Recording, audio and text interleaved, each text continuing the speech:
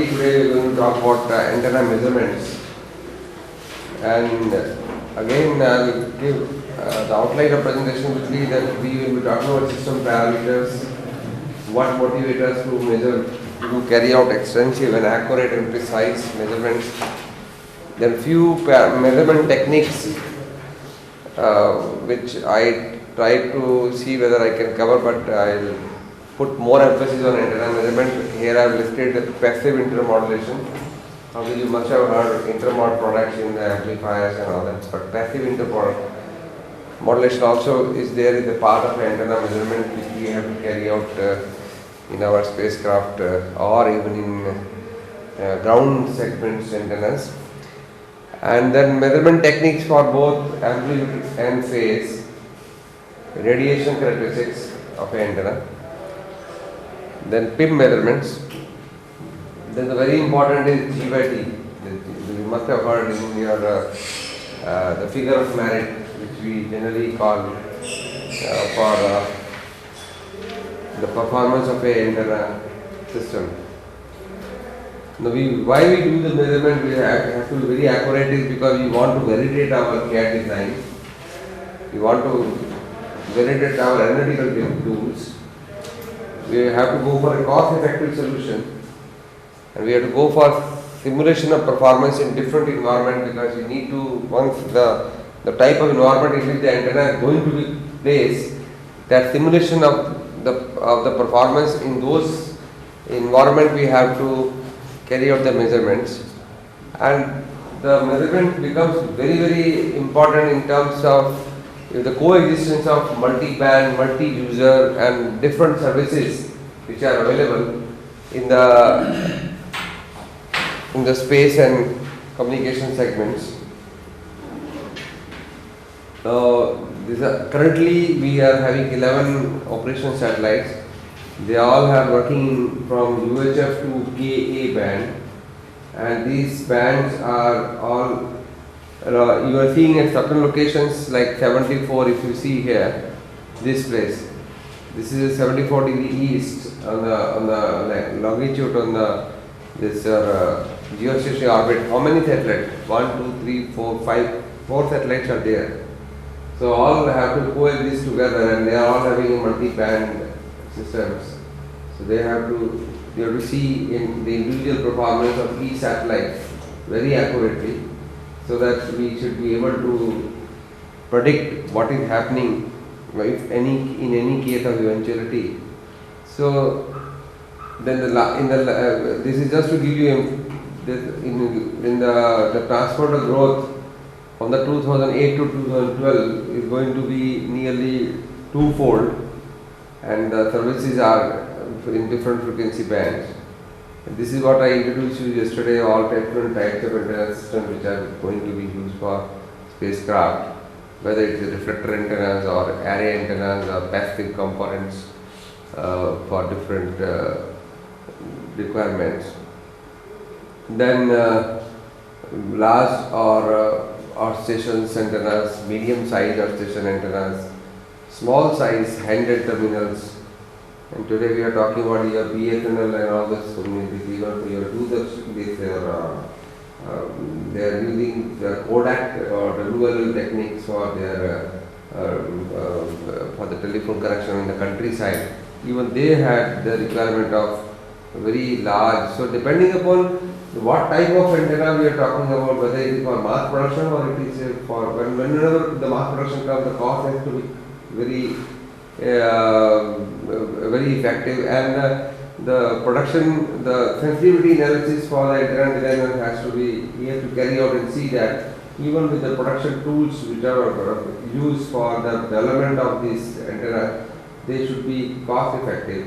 There should not be any deviation in the performance when we are using the commercial tools. And there, just to give you a glimpse of, yesterday I was showing you some of the components. The one component is having one single coupler, as you see in the here, is having a lot of components in itself, and the characterization and the performance measurement of each and every individual component becomes very important. Because even if you are having a two component simple waveguides and the return loss of each or your impedance both are matching to each other, they are matched to each waveguide impedance is matched, and you see the VSLR or your return loss, and you individual performance, and when you cascade, you never get the same behavior. So you have to, and that is not possible also. So you have to know when you integrate n number of components, what is going to be the predicted performance of the cascaded performance of that total assembly.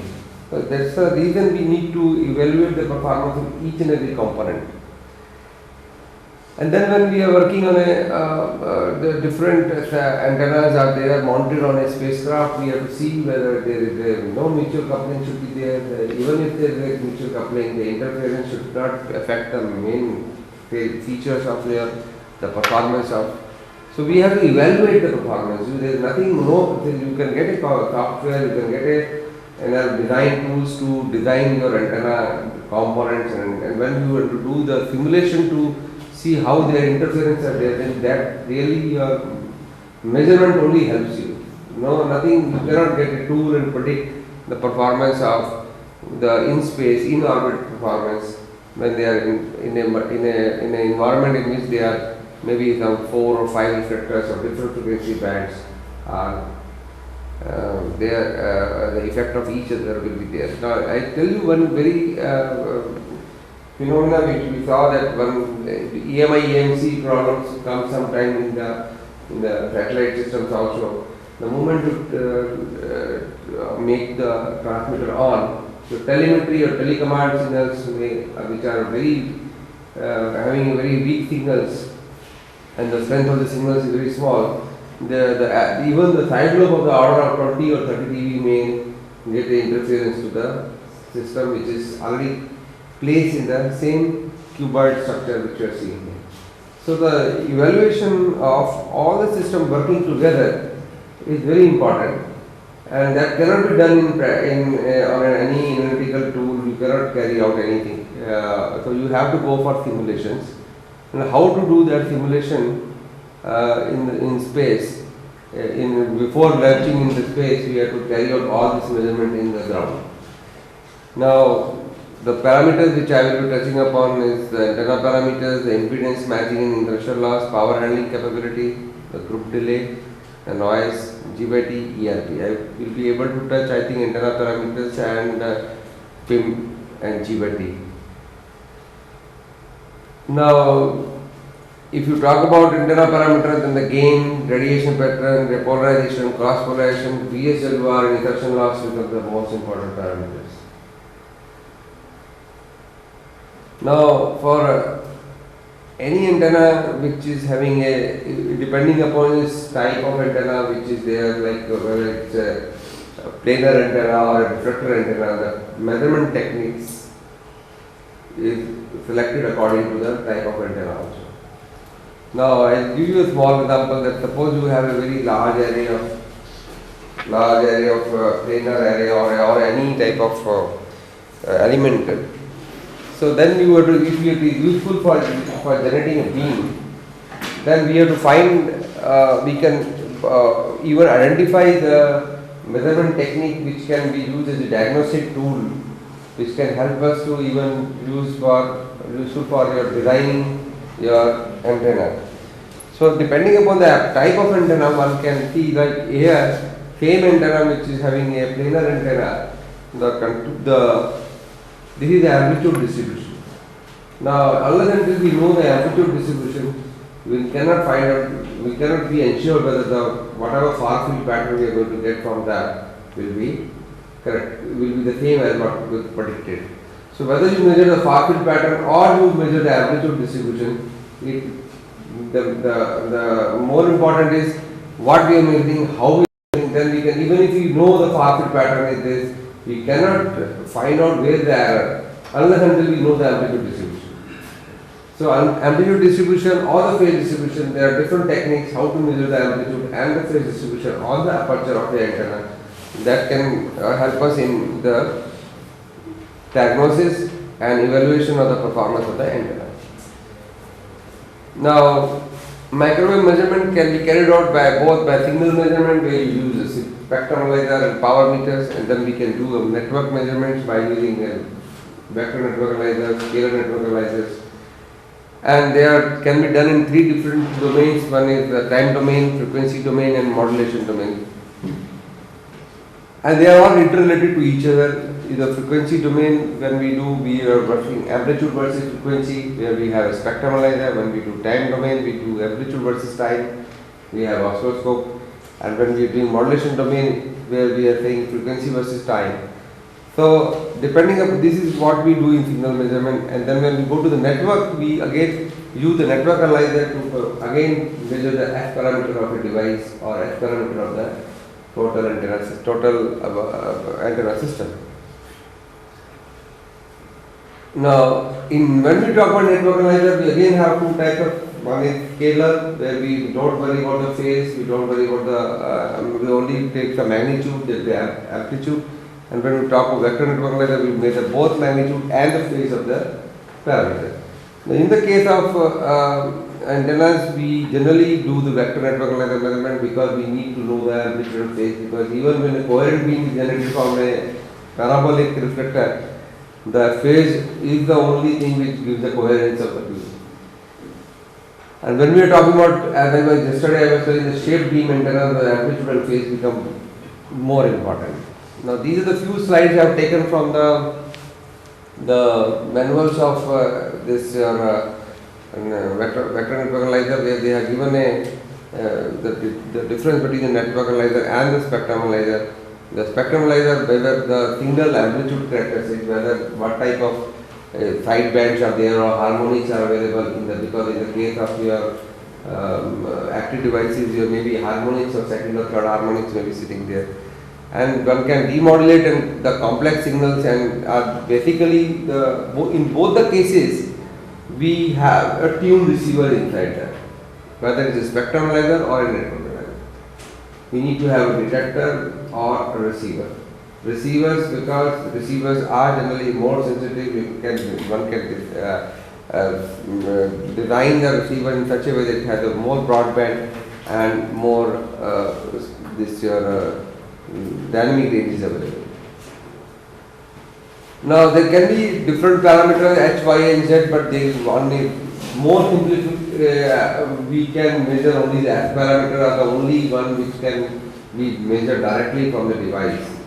X, Y and Z, we know that they can be linked with the S parameter, but they are hard to measure because they are mostly dependent on the voltage and current. And even if you put a probe on or your detector at any micro device, its own inductance and its own capacitance will affect the performance. So generally the S parameter is the only way where we can measure the gain, loss and reflection coefficient of a device. So this is just to give you that why we need to do amplitude and phase, because the linear and non-linear behaviors are there, because non-linear means your amplitude and there may be output frequency may go for a frequency shift, like the mixers. Mixers have undergo the frequency shift, and additional frequencies are created there, because of which this non-linear behavior comes into picture, and that non-linear behavior can be measured only with the vector network analyzer. Now here I given a very magnitude variation with the frequency. When you have a FT signal and then you give to linear, you get only amplitude variation, but when you give to a non-linear, the frequency also shifts. Frequency means that phase also gets changed.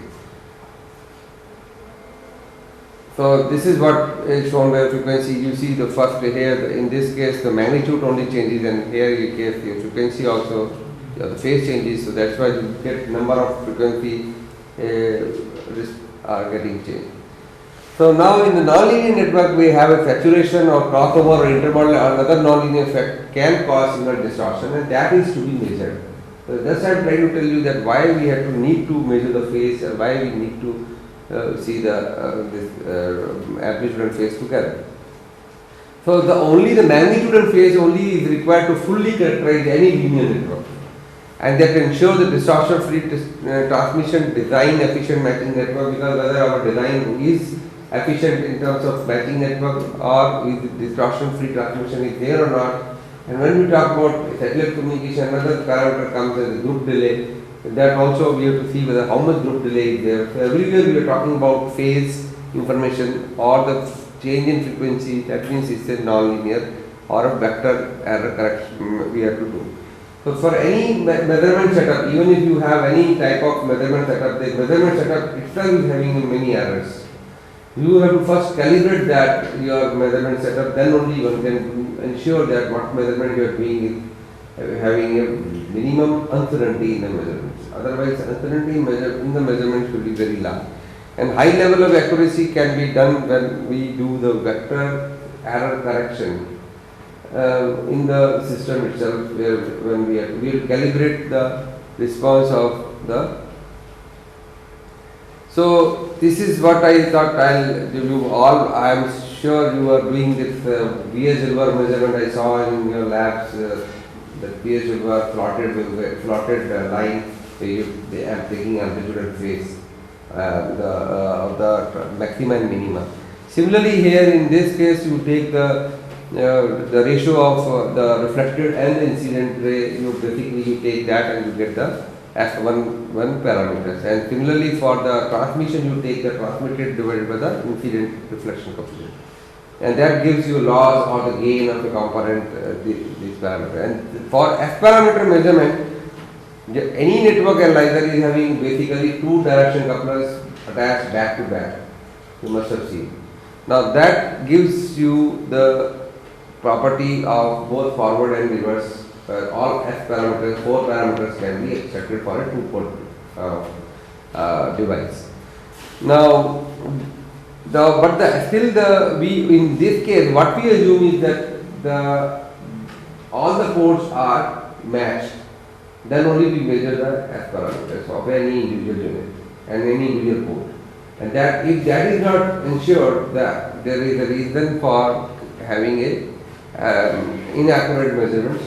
And another thing is the directivity of the direction coupler is a very important parameter which ensures that the two ports where you are measuring the reflected and the incident signals, they are isolated to each other. So generally we say nearly 30 to 35 dB directivity is required for a direction coupler to ensure that we get a very good accurate measurement of the order of 0.1 dB measurement of the reflection coefficient. So if that is not ensured, then there is a chances that we will get a erroneous measurement. Now in terms of so this is basically as if you see configure your detectors, and these are two back-to-back direction couplers, and then you have incident ray, and here you have DOT, you have a source, and you put a tune receivers or detectors here, and then you can get the ratio of. This is a basic generalized network analyzer block diagram. And if you see a network analyzer, again, if you go for a multi-port, not more than one port, more than 2 ports, then it simply multiply the chain. So the directivity as I indicated here is the only thing which we have to see, that it controls the accuracy of the measurement in this case. But when we talk about so many ports, the crosstalk between each channel also affect the performance. If there is any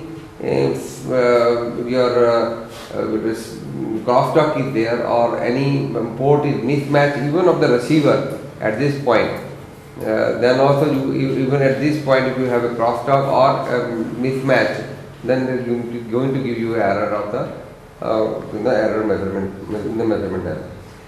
Then you have 2-port VNA, 4-port VNA, and then different types of this thing. But the only basic thing, this is how it looks, and you have a source inside and a signal separation, where because the source has to be same, even if when we are measuring a 4-port device or a 6-port device, the amplitude and the phase information of the source has to be same at each port. Otherwise, we are going to have the different reference signals will be coming from the because in all our measurement we are always talking about reference A by R or B by R.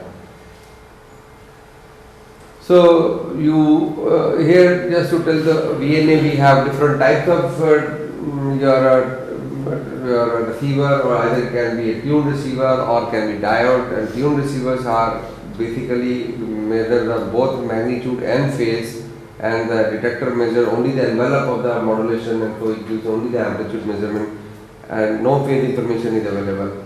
But in the case of tuned receiver, you have digital signal processing, and then you get a very large broadband behavior. Okay, now I'll go directly to this is probably you must have seen, some of you. Now I'll go to the error model. What happens here is the systematic errors occur. Some are due to the imperfection in the test setup and analyzer, and which can be characterized and mathematically removed during the measurement time, if it is systematic error. But if the errors are like you can just give you an example that if it can be a nearby fluorescent lights or nearby instruments and computers. Even we have seen that this Wi-Fi system which people are using also affects. Suppose you are doing a development of the same band. Generally these are at F band. If you are doing a development and you are doing a measurement many times. Once we had this problem and we spent nearly 1 week to identify the problem. It used to be intermediate problem. Whenever somebody was switching on the Wi-Fi system in the next building, we were getting erroneous response of our low noise amplifier. So that it took for us to find out from nearly 8 to 10 days, then we could correlate that we had a AMI-AMC problem, and because of these cables were picking, these cables which are connected here to the DUT device are picking up the signal at S band, and the level of because of the mismatch here. You see any mismatch, if it is not properly shielded, it can act like an antenna, and any mismatch either it will radiate in space or it will send the signal in the DUT itself. So if there is any EMI, your shielding is not proper, or you have a leakages, you are going to have this wire also can act like a antenna. So this will either receive also signal and it will transmit also. So the error models where we have random errors or the drift errors can be with time, or drift errors can be due to the instruments where they can be removed after calibrations. So one has to do the calibration of a system where either you can remove the noise or switch repeatability and connector repeatability. And how it is done, I'll just say, this is what I was telling you, the crosstalk but inside the S parameter, the source mismatch reflection, the load mismatch reflection, the frequency dependence of the signal of A and R, and the transmission tracking also for the same. So there are nearly 12 terms which have to be corrected before you start the measurement of any device, even for a simple the reflection coefficient measurement or the transmission loss measurement. You have to remove those 12 errors from those device, even that sophisticated device called VNA.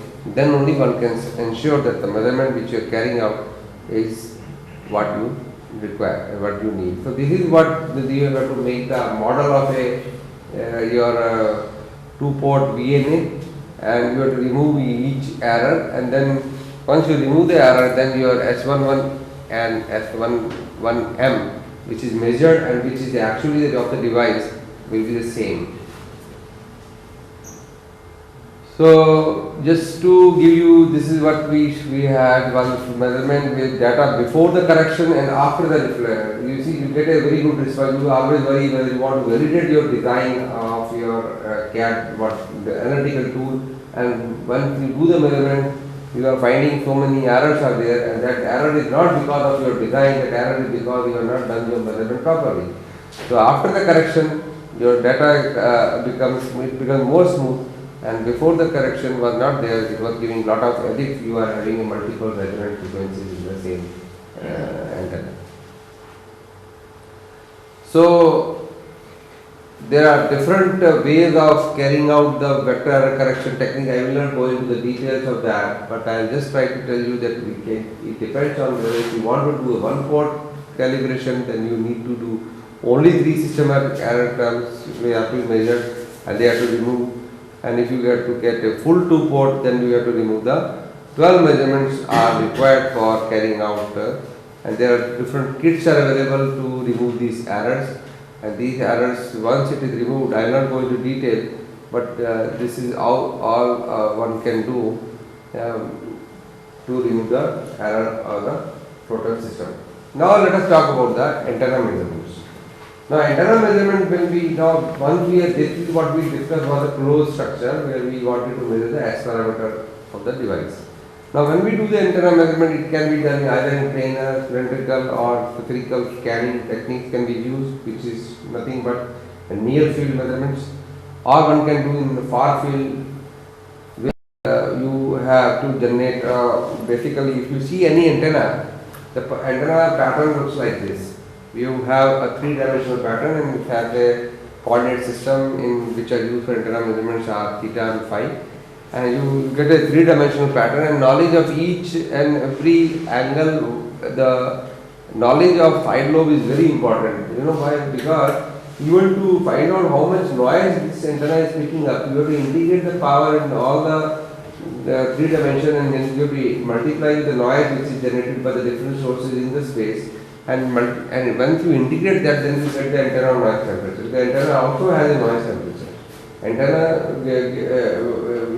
irrespective of its, even if you make 0 side lobes, then also it picks up the noise from the space because of the back lobe.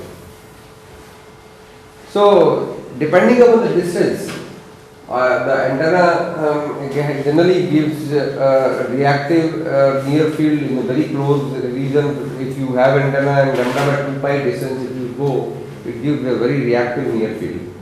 And when you go to lambda by 2 pi to 2d square by lambda, you get a radiating near field. And so in the region in the near field region, the surface currents are very much prominent, and the surface currents are not, they are more of reactive stored energy which can be inductive or capacitive depending on the type of antenna.